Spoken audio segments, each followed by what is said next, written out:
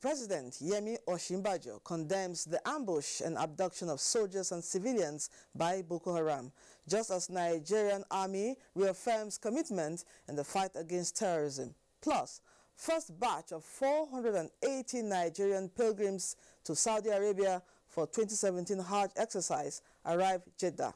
This and more on Panorama today. I am Lydia Bassi.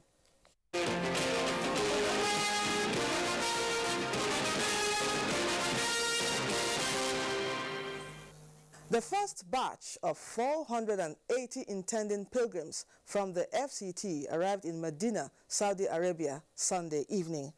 They were received on arrival by the representative of Nigerian ambassador in Riyadh, Mohammed Danjuma, the Consul General, Jeddah, Secretary to Hajj Commission, and other officials. A report by Chief Information Officer of the Commission, Adamu Hassan Abdullahi, says the pilgrims, 20 officials from the National Hajj Commission, arrived safely and profiled without any inconvenience. Addressing the pilgrims, Ambassador Mohammed Danjuma reminded them that the reason they are in Saudi Arabia is to perform the Hajj. He advised them to be of good behavior and avoid any acts that will pitch them against the law. Nigeria's Consul General Jeddah, who spoke in Hausa, warned the pilgrims against wandering aimlessly without their documents and also advised against frivolous purchases. Secretary to the Commission, Dr. Bello Tambuwal, assured the pilgrims of the Commission's commitment to their welfare and protections once they keep to the laws of the land. Acting President Yemi condemns the appalling ambush and abduction of civilians who were carrying out their duties to the nation in the Lake Chad Basin frontier exploration. Musa Abubakar presents the details. Professor Oshibajo commiserates with the families, relatives and associates of those who lost their lives in the despicable onslaught and wishes the injured speedy recovery. While commending the military for the progress already recorded with the rescue of some of the victims, Professor Oshibajo has also ordered the continuation of search and rescue missions to locate and ensure the freedom of all remaining abducted persons as soon as possible, using all available and expedient means. Acting President Oshibajo pays tribute to the resilience, courage and bravery of officers and men of the Nigerian Armed Forces for their gallant endeavors and sacrifices for the peace, security and territorial integrity of the country. He also commends the diligence of management and staff of the NNPC and the lecturers, consultants from the University of Maiduguri in pursuing federal government's resolve to grow the country's current crude oil reserve base through potential exploration in the Lake Chad Basin, stressing that the government will by no means be dissuaded. Nigeria has not fully tapped the economic and diplomatic benefits of its massive contributions to global peacekeeping operations. Former Chief of Defense Staff General Martin Luther Agwai said this at the graduation ceremony of Nigerian Army contingent at the Army Peacekeeping Center in Jaji, Kaduna State, and the renaming of the institution. Defense correspondent Ismail Musa has the details. Nigeria's flag flying high in the midst of developed nations, notable in peacekeeping operations. The Nigerian Army Peacekeeping Center was established in 2004 as a wing in the Command and Staff College Jaji with the mandate of training military and paramilitary personnel in peacekeeping and crisis management. Nigeria, Africa's largest troops contributor to global peacekeeping operations, has contributed about 20,000 troops to 40 peacekeeping missions from 1960 to date. Today's graduation ceremony further confirms the commitment of Nigerian Army to deploy quality peacekeepers as part of Nigeria's laudable contributions to global peace and security. The center has been renamed with expanded mandate of leadership training and conflict management in view of General Agwai's global contribution to peacekeeping. UN operation, we have lost over 2,000 souls. What do we have to show for it? As we are going into peace operation, we must have a strategy of what will benefit from that.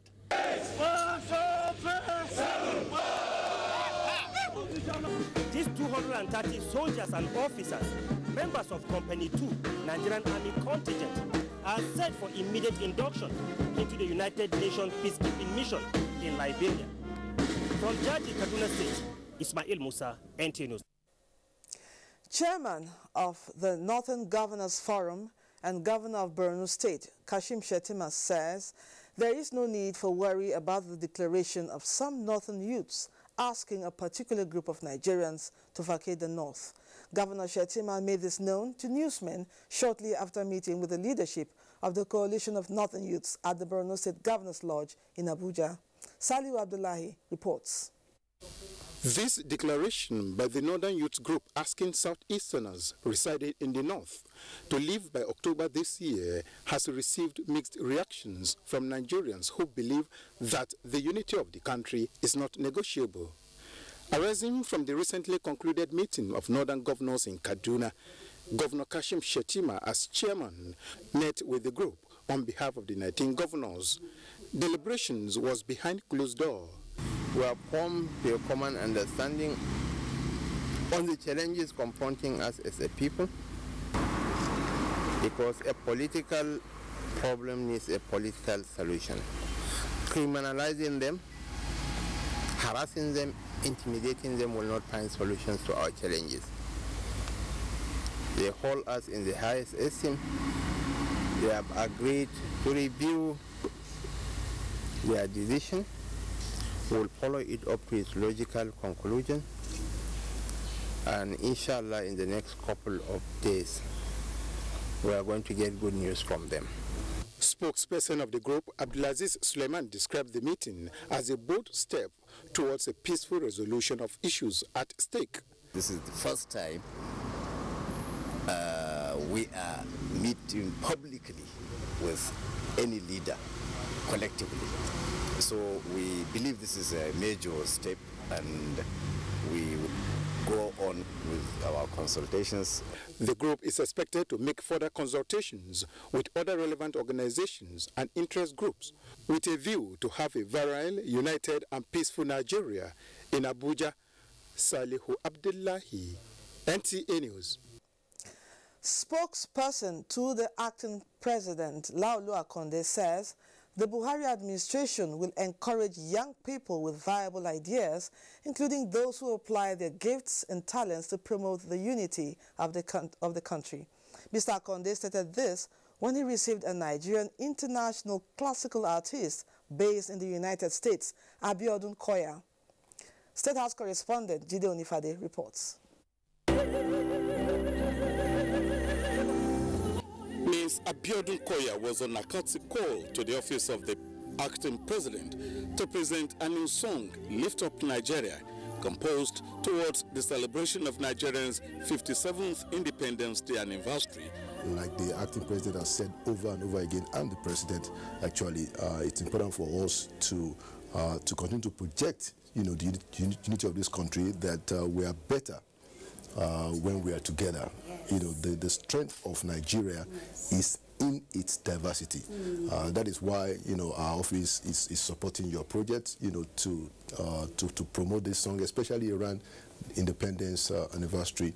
And whatever we can do as a government to support causes like yours, we will be willing to do it. And we encourage young Nigerians, we encourage talented Nigerians, we encourage artists, everyone, pitching in, using their skills, using their talents to advance Nigeria's unity.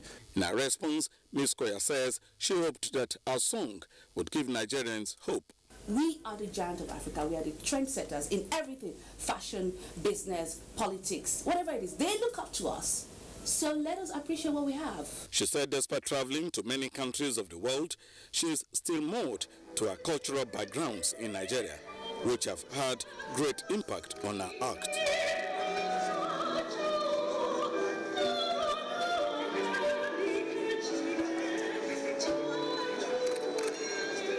Jide Onifade, NTA News. You can watch this news live online via the NTA mobile app, which you can download on your Android device at the Google Play Store or at the Apple Store if you use devices with iOS. Let's pause for some messages. Panorama continues in a moment. Stay with us. The struggle for independence had been a long and tough one. Our founding fathers and compatriots sacrificed their comfort and even shed their blood. We cannot at this point in history afford to spirit away their sacrifices for immediate but temporary gains of today. Let us emphasize what unites and not what divides us. Working for the unity of purpose with a stronger vision for a better tomorrow. NTA, growing with the nation. Together, no matter where you come from, no matter your religion, we are one. Let's live together. Let's stop fighting each other. Let us live as one. It doesn't matter where you come from, your tribe or religion, man, woman or child. It doesn't matter who you are. Put Nigeria first. No matter where you come from, no matter your religion, we are one. Let's live together. How can we develop when we're always in crisis? Families have become refugees in their country. No matter our differences, show some understanding. No matter where you come from, no matter your religion, we are one. Let's live together. Nigeria, the only country we can train with remarkable potentials to excel. Let us believe in ourselves and change our attitude for the sake of our country and generations unborn. Let us revive our cultural values, which are our essence as a nation. Let us renew the spirit of patriotism and hope in our dear country. Do not take or give bribe. Be punctual always. No more African time. We can't expect to be global citizens and operate on African time. Join the queue. Insist that people are attended to on a first-come basis, no matter who they are or where they come from. Nigeria, good people, great nation. Welcome back. You're watching Panorama on the network service of the NTA. Mixed reactions have continued to trail the current attempt to amend the 1999 Constitution by the 8th National Assembly. Guests on Good Morning Nigeria, while reviewing the 4th attempt so far, say the process is characterized by palpable alienation of the people who own the Constitution. Lydia Sampson reports. The guest who commended electronic transparent voting, however, said Nigerians don't feel a sense of engagement and involvement. While appreciating that constitution amendment is always an onerous task, the guest decried the tilting of some of the bills, leading to their undue expulsion. Most Nigerians have grown and have come of age to have been consulted, But then they were settled in the minds of some Nigerians. Now, it was good to start the process early. And starting the process early, at midterm, they have had a vote on it, which is very, very commendable. All those amendments named devolution of power was, in a way, in my opinion, giving the states an opportunity to create more revenue for itself, as opposed to taking away federal government powers per se. I also stand to say that the amendment which the National Assembly have done now amounts to a barren exercise at the end. It's an exercise in futility. Responding to the issues raised, Senator Aliu Sabi Abdullahi said some contentious issues will not go away because of actions taken, stressing that it is a learning process. When you have a process, I think a lot of issues will begin to aggregate towards making that process clearer. That is just what I've seen. The Senate President is saying that perhaps based on the outcry arising from how this issue was treated, a lot of Nigerians have raised issues and the National Assembly will consider. On the 35% affirmative action, the guests say it is not a matter for the Constitution, for it is a global issue to which Nigeria is signatory to the UN Convention. A lot of countries have gone ahead in adopting that affirmative action. South Africa, countries like Rwanda, countries like Mozambique have gotten to about 30%. Paul Kagame of Rwanda had taken the lead globally, is at 49%. They stress the need for greater involvement of the people at the remaining stages at the state level. In Abuja, Lydia Sampson, NTA News. Now to the education sector. The National Council on Education says it stands by the resolution of 2016, which emphasizes that Christian, religious, and Islamic studies be separated from religion and national values and handled as standalone subjects. This is one of the resolutions reached at the end of the meeting held in Kano. Abdullahi Mustafa has the details. The National Council on Education is the highest policy-making body in the Nigeria's education sector. Delegates to the annual meeting of the Council are officials from the Federal and State Ministries of Education, Higher Education, Science and Technology, the FCT Education Secretariat, as well as other relevant parastatals. The 62nd meeting held in Kano has the theme, Creating Quality Learning Opportunities for All, Implications for Concurrency in Education in Nigeria. Its major focus is how to reduce to barest minimum the number of out-of-school children in Nigeria. At the end of the ministerial technical session chaired by the Minister of Education, Malam Adamu, the Council adopted a number of resolutions. The major issue is of separation from religion and national values of Christian, religious, and Islamic studies. Bundling Christian religious knowledge, Islamic religious knowledge with national values is actually undervaluing religion.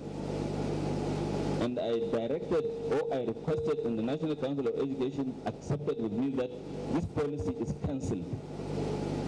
So if there is anybody who believes that policy was done in order to Islamize Nigeria, they shouldn't be blaming me. They should give me commendation for cancelling it. Also considered is the cancellation of second interview test of the National Common Entrance Examination by the Federal Ministry of Education. The Council further restated the need for adequate funding, provision of learning materials, equipment, and structures in inclusive schools. While commending the government and people of Kano State for the successful hosting of the 62nd National Council on Education meeting, it was also adopted that the 63rd meeting be held in Borno State. In Kano, Abdullahi Mustafa, NTA News. Still from Kano, the 13 billion naira awarded contract for the Western Bypass Road since 2007 with the hope of completion in 36 months has continued to suffer major setback. It is against this backdrop Mohammed Rabi Ali seeks to know the reason for delay of the project. The contract for the construction of Kano Western Bypass Dual Carriageway was awarded in 2007 with the sum of more than 13 billion naira with a completion period of 36 months. Inadequate cash flow and security challenges resulted in the extensions and review of the contract, which has a distance of 26.6 kilometers. When the present administration came into power, it funded the outstanding project, but up to this moment, the project has not been completed.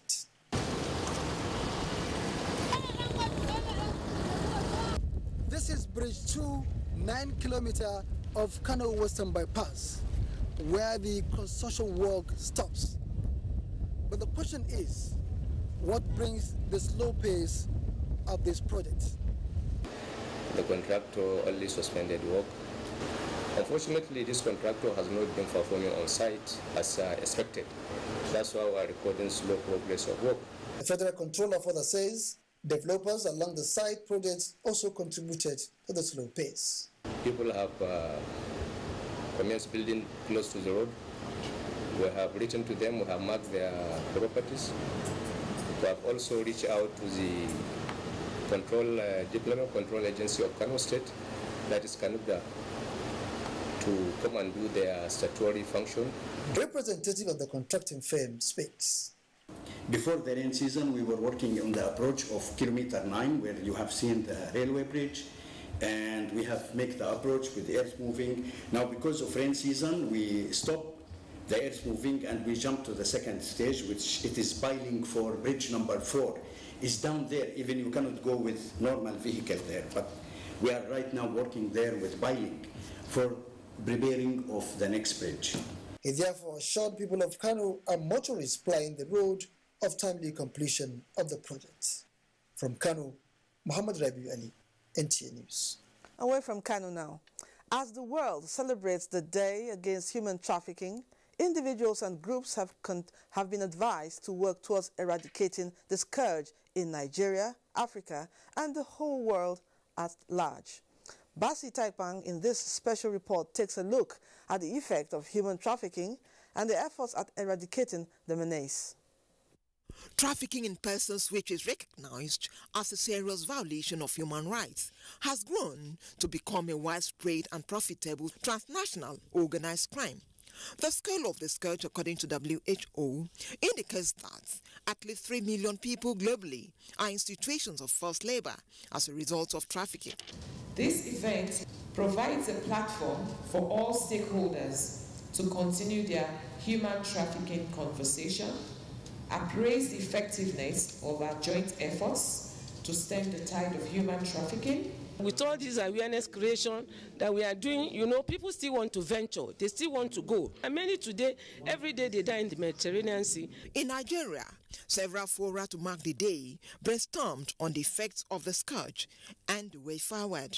Affect the future of my fellow young people. So that is why we had to engage in the fight against human trafficking, and basically to engage my fellow young people in combating human trafficking. The NT has been at the forefront in pursuing the need to defend Nigerians against human trafficking.